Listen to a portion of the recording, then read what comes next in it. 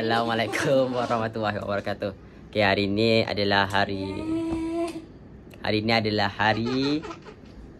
first day of Ramadan. Okay, jadi kita akan sahur esok pagi. Okay, bye.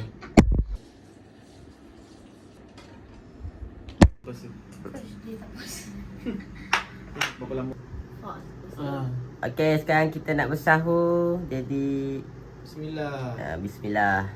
Kita dah niat puasa dah semalam. Jadi jom kita makan.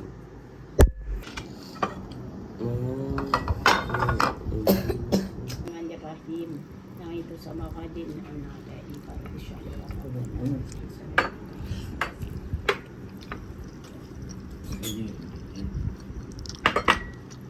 Masih. Kita baru lepas habis sahur. Jadi sekarang kita nak pergi untuk menunaikan solat fardu subuh berjemaah dekat surau. Okay, bye-bye.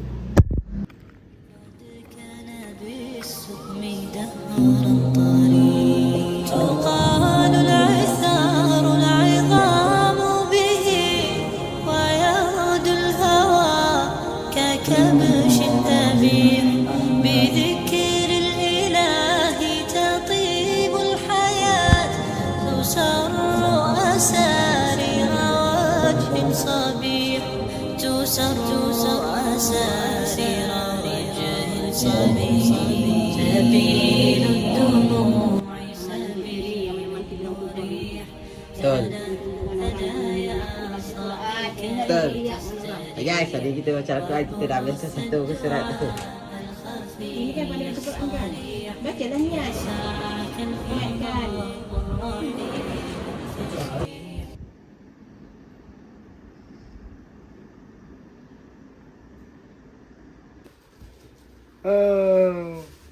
Sekarang baru pukul 1.1. Jadi ada lagi dalam 6 jam jugalah lagi untuk berbuka. Jadi kita nak tidur. Okay, bye. Okay, semua kita sekarang nak pergi bazar. Let's go.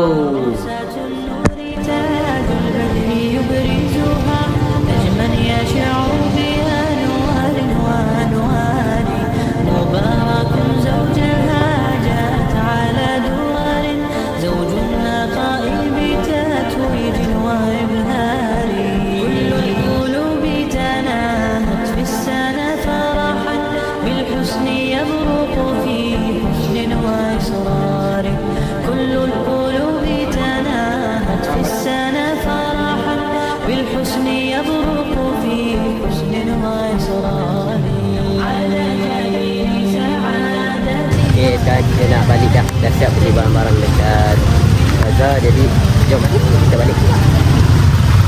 Okay guys, sekarang pukul 5.05 petang. Kita tadi dah siap mandi sebab tadi hujan. Jadi jom kita buat kuih pula. Kan dulu sama rata, kalau tidak nanti kau basuh pula. Dapat jari je. Lagi mau boleh buat kedai. Jangan kuat-kuat sangat tu, nanti dia pecah. Nanti dia bocor. Letak sini. Dah boleh? Dah. Buat. Boleh? Ya, buat je tu. Ini apa ni? Dah siap dah.